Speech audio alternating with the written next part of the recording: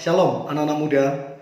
Di waktu yang baik ini saya coba sharing satu pertanyaan yang muncul di Messenger, terus kemudian di DM dan chat. Ada pertanyaan yang nanya, bagaimana caranya supaya kita dapat pasangan yang dari Tuhan atau dapat pasangan yang terbaik. Saya selalu bilang bahwa karakter itu sangat penting.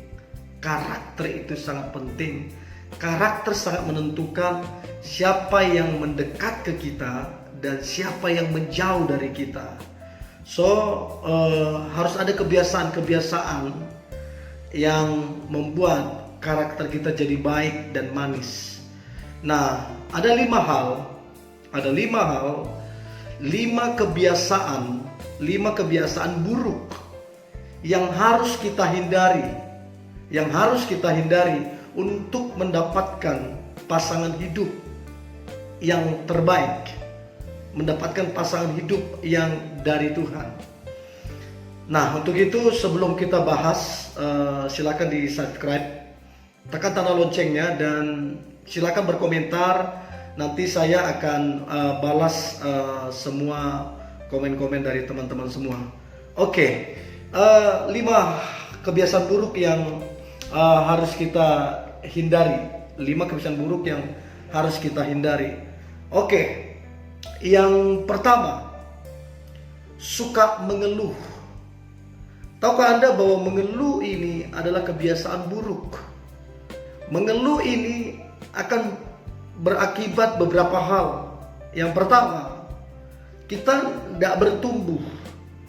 Kerohanian kita nggak bertumbuh dan kehidupan kita juga nggak bertumbuh karena kita suka mengeluh, tidak ada ucapan syukur.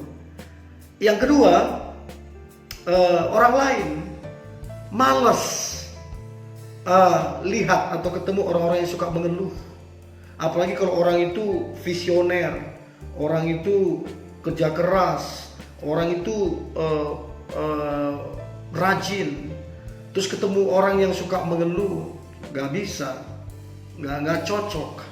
Jadi sikap mengeluh ini akan buat kita tidak bertumbuh secara kerohanian, dan kehidupan kita juga tidak bertumbuh secara kerohanian, dan begitu juga orang lain. Nah, saya teringat kisah perjalanan bangsa Israel dari Mesir menuju ke tanah Kanaan, dituntun oleh Musa. Secara geografi dari Mesir menuju ke tanah Kanaan, secara geografi itu hanya menempuh perjalanan 40 hari. 40 hari sebenarnya. Alkitab bilang bahwa bangsa ini suka mengeluh, suka protes, tidak mengucap syukur. Dan akhirnya Tuhan buat mereka berputar-putar di padang gurun. Yang harusnya tadi 40 hari perjalanan, jadinya 40 tahun. Bahkan generasi mereka yang mengeluh ini hampir dipastikan tidak ada yang masuk ke tanah Kanaan, generasi dari orang-orang yang mengeluh ini, kecuali Yosua dan Kaleb dan yang lain. Tapi yang suka mengeluh ini, bahkan Alkitab bilang sampai Tuhan itu buka mulutnya bumi, dan beberapa dari mereka tertelan.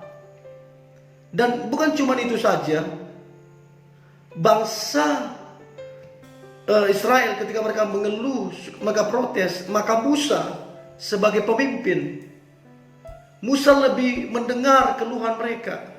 Tuhan bilang, perintahkan bukit batu, air keluar. Tapi Musa marah karena keluhan bangsa ini selalu masuk di telinganya. Dia pukul bukit gunung bukit itu. Dan akhirnya Tuhan bilang, Mus, kamu melanggar kekudusanku. Tahukah apa yang terjadi? Musa, pemimpin, tidak masuk ke tanah Kanaan karena dengar keluhan dari bangsa ini. Jadi yang pertama, bangsa Israel tidak masuk ke tanah Kanaan. Mereka berputar-putar di padang gurun selama 40 tahun lamanya. Dan generasi yang suka mengeluh itu, mereka nggak masuk ke tanah Kanaan. Yang kedua, Musa sendiri sebagai pemimpin, dia pun tidak masuk ke tanah Kanaan.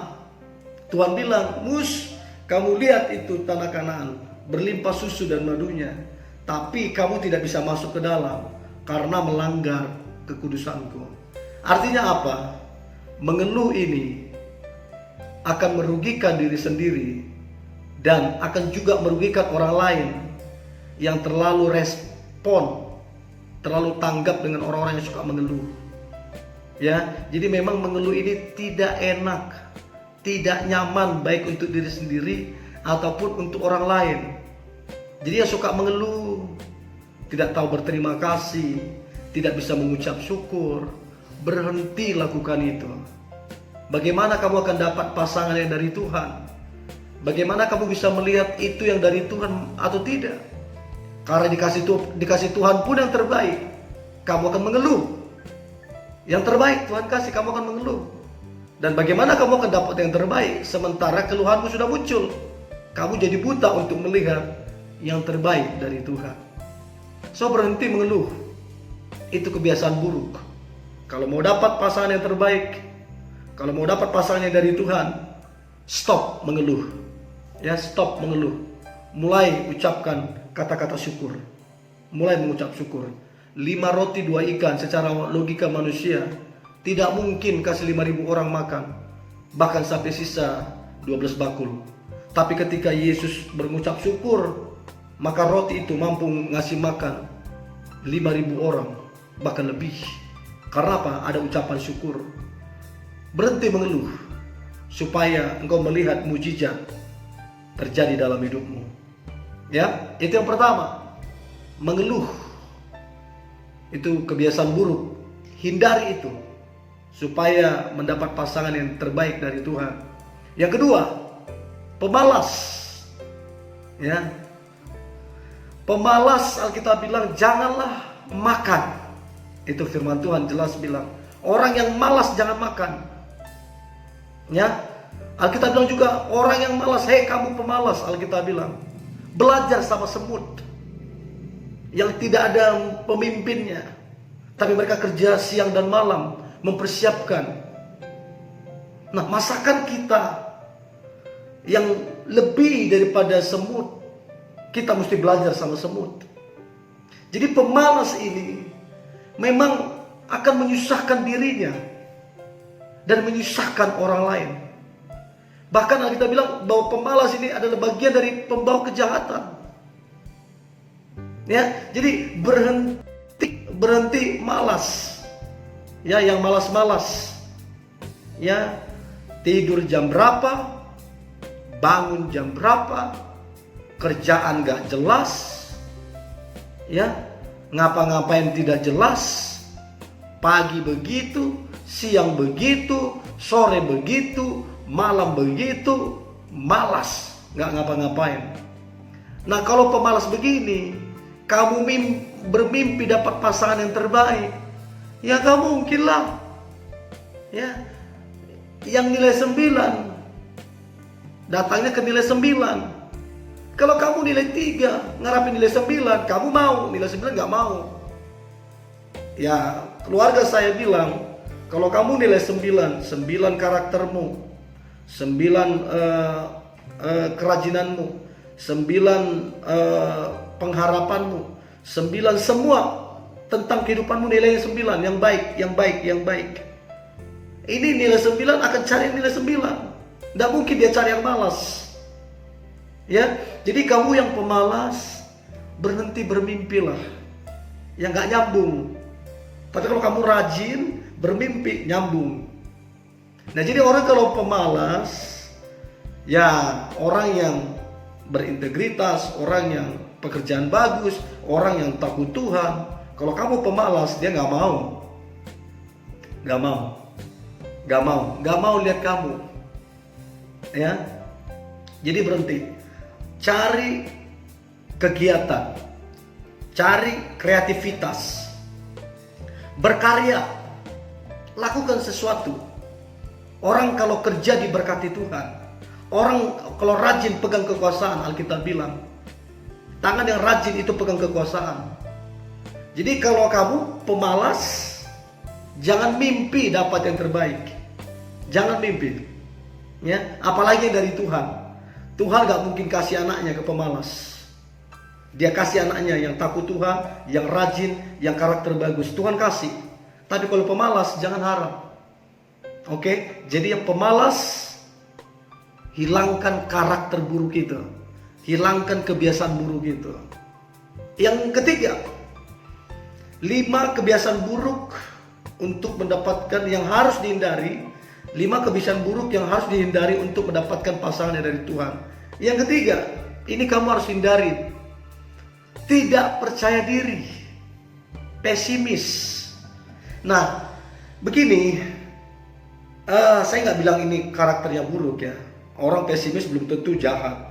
Tapi orang kalau pesimis, ini satu kebiasaan buruk. Ya, satu kebiasaan buruk. Kamu dikasih yang terbaik, tapi kamu nolak. Karena kamu bilang, enggak lah, nggak pantas, nggak pantas. Nah, bagaimana kamu dapat yang terbaik kalau kamu bilang kamu sudah nggak pantas? Karena apa? Kamu bilang nggak pantas karena kamu rendah diri. Ya, sama seperti Gideon. Satu kali firman Tuhan datang, bilang ke dia, Gideon, pahlawan gagah perkasa. Tuhan bilang dia pahlawan gagah perkasa. Dia bilang, aku ini cuma pengirik gandum, kaumku yang paling kecil. Bayangin, Tuhan bilang dia gagah perkasa, dia bilang dia yang paling kecil, cuman pengiring gandum. Nah, dia pesimis, rendah diri. Nah, begini, bagaimana kita akan mengaminkan rencana Tuhan yang besar? Bagaimana kita mengaminkan janji Tuhan yang besar kalau kita pesimis? Ya itu. Jadi bagaimana juga orang yang punya visi besar, yang punya mimpi besar, yang punya iman besar, bagaimana mungkin dia akan tertarik ke kamu yang pesimis? Ketika dia punya mimpi, kamu bilang enggak lah. Ketika dia punya visi, kamu bilang enggak lah. Artinya kehadiranmu kalau ketemu dia memperlambat visinya, menyulitkan. Ya, makanya kita bilang sepadan. Ya, jadi bagaimana kamu mau dapat pasangan yang terbaik kalau kamu tidak percaya diri? Gambar diri dia rusak. So apa yang harus dilakukan? Datang ke Tuhan, ya, bergaul dengan Tuhan, baca firman-Nya, ya, baca firman-Nya. Mungkin dulu kamu dapat kata-kata judge, ya, kata-kata menghakimi, menyudutkan, yang mungkin bilang kamu nggak mungkin berhasil, yang mungkin bilang kamu itu bodoh, kamu itu jelek. Nah, kalau ketika kamu teringat itu, mungkin dulu pernah diucapkan, kamu balas, aku ini diberkati Tuhan, rancangan Tuhan luar biasa, roh yang besar itu ada di dalamku. Mulai ucapkan kata-kata iman, mulai ucapkan kata-kata profetik, mulai ucapkan. Saya jujur, di layar handphone saya itu tulis, Jonathan itu punya masa depan luar biasa, rajin, kerja keras, segala macam.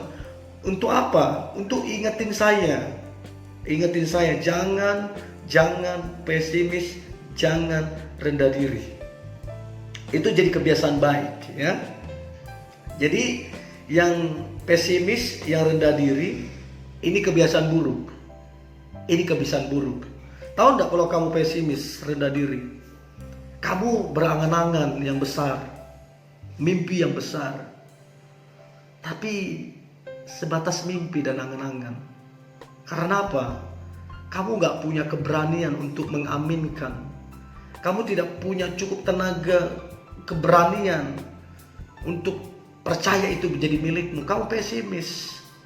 Bayangin kalau kamu cewek, ya, kalau kamu cewek, tiba-tiba ada datang cowok yang cool, yang keren, kaya mungkin, cinta Tuhan nih, tapi nggak tahu kenapa dia suka kamu. Nah, kamu jadi menutup diri, nggak percaya diri, pesimis, segala macam. Ada juga datang cewek, ya, yang kaya, berpendidikan, cinta Tuhan, tapi datang ke cowok, cowoknya pesimis. Bagaimana kamu akan dapat yang terbaik dari Tuhan? Ya, bagaimana? Sebab yang punya hati bangsa-bangsa kan adalah Tuhan. Jadi Tuhan bisa kirimkan pasanganmu yang terbaik. Dan kamu mesti oke dulu dengan Tuhan. Setuju dengan Tuhan. Supaya bersinergi.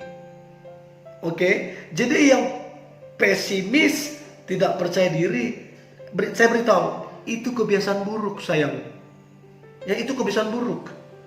Matikan itu, lawan dengan kata-kata iman, lawan dengan mimpi yang besar. Dan yang paling penting, andalkan Tuhan, bergaul dengan Tuhan, baca firman-Nya, hidupi firman-Nya, dan saya pastikan hidup pasti berubah. Ya, jadi yang ketiga, kebiasaan buruk yang harus dihindari adalah tidak percaya diri, pesimis. Yang keempat, gampang menyerah. Ya, saya dapatin ada orang-orang menyala-nyala ya, semangat, antusias, tapi begitu ditimpa sedikit tantangan, ditimpa sedikit masalah, langsung nyerah.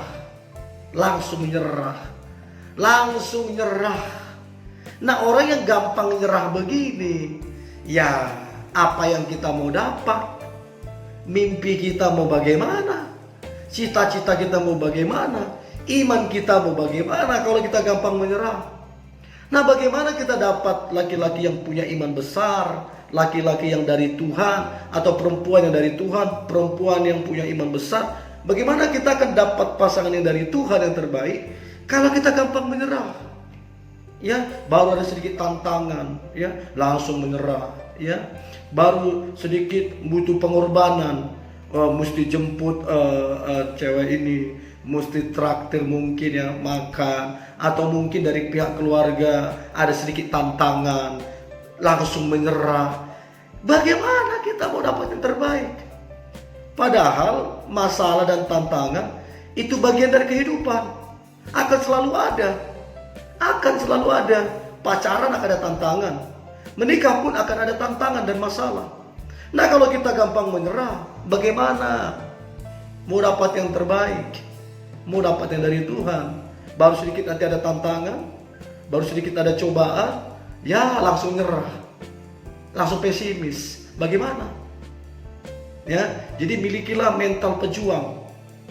Selama itu adalah benar, selama itu kebenaran, berjuang. Ya, mental pejuang, mental pemenang. Ya, orang kalau punya mental pejuang, mental pemenang, orang itu tertarik. Orang kalau lihat, gila ya, keren banget itu orangnya, gak mudah menyerah, terus berjuang. Wih, keren banget dia, orangnya semangat banget ya. Nah, itu kan nilai positif. Nah, dia orang-orang kan cerita nih, si itu begini ya, rajin, gitu, gak gampang menyerah. Itu kan jadi promosi sebenarnya. Tapi kalau kita gampang menyerah, orang cerita, susah itu Pak mau diandalin. Aduh Pak, mau dapat posisi yang lebih tinggi susah, gampang menyerah, nggak bisa. Mau dapat yang terbaik, pasangan yang terbaik, mau dapat pasangan yang punya iman besar, mau dapat pasangan yang punya visi besar, ya nggak bisa lah. Begitu dia kenal kamu, gampang menyerah, nggak bisa. Ya, jadi stop gampang menyerah. Itu kebiasaan buruk. Dan yang kelima, yang paling penting dari semua ini, yang pertama 5 kebiasaan buruk. Yang pertama suka mengeluh, cerewet. Yang kedua pemalas. Yang ketiga percaya diri, pesimis. Yang keempat gampang menyerah. Ya, ada tadi saya sebutkan kata cerewet. Cerewet itu ya 11-12 dengan orang yang suka mengeluh. Ya, orang yang suka mengeluh biasanya juga cerewet, ya. Nah, jadi ada 5 kebiasaan yang harus kita hindari. Yang pertama suka mengeluh, yang kedua pemalas, yang ketiga tidak percaya diri, yang keempat gampang menyerah, dan yang kelima ini yang paling penting. Kebiasaan buruk yang kelima adalah meragukan Tuhan. Banyak orang suka meragukan Tuhan. Baru belum dijawab doanya, ya. Baru belum dijawab sebulan, 2 bulan, 3 bulan, udah langsung, udahlah, udah gak percaya sama Tuhan lagi lah. udahlah nggak percaya janji Tuhan. Nah orang yang begini nih, susah. Lihat Abraham, lihat Sarah. Mereka puluhan tahun menantikan janji Tuhan, tapi mereka setia menantikan janji Tuhan, dan Tuhan kasih hadiah, mujizat, anak perjanjian kepada mereka. Jadi jangan ragukan Tuhan, ya. Ini yang mesti dicatat. Tuhan tidak pernah kecepatan, Tuhan tidak pernah terlambat, tapi Tuhan itu tepat pada waktunya. Jadi kalau hari ini kamu belum dapat jawaban doamu, Tuhan gak terlambat. Dia tepat dengan waktunya, dia akan jawab doamu. So ini 5 hal ini, ya. Jangan meragukan Tuhan. Saya percaya ini yang janji Tuhan, pasanganmu yang terbaik. Amin. Pacarmu yang terbaik, masa depanmu yang terbaik, keluargamu ke depan yang terbaik, semua yang terbaik itu dari Tuhan. Kalau kamu percaya, tidak meragukan Tuhan, maka itu akan terjadi dalam hidupmu, ya. Tapi begitu kamu meragukan Tuhan, bukan Tuhan yang tidak menepati janji, tapi kamu yang menolak janji itu. So ini 5 hal kebiasaan buruk yang harus dihindari untuk mendapatkan pasangan yang terbaik dari Tuhan. Sekali lagi, yang pertama suka mengeluh, yang kedua pemalas, yang ketiga tidak percaya diri, yang keempat gampang menyerah, dan yang kelima meragukan Tuhan. Saya berdoa ini tidak ada dalam kehidupanmu. Yang ada dalam kehidupanmu adalah mengucap syukur, rajin, percaya diri, pantang menyerah, dan terus percaya kepada Tuhan. Terus semangat anak muda. Oke? Jangan lupa subscribe, tekan tanda loncengnya untuk dapat video-video terbaru dari saya. Dan silakan komen, saya akan balas semua komen-komen dari teman-teman. Dan pesan saya, tetap semangat, tetap antusias, dan percayalah yang terbaik menjadi milikmu. Tuhan Yesus memberkati.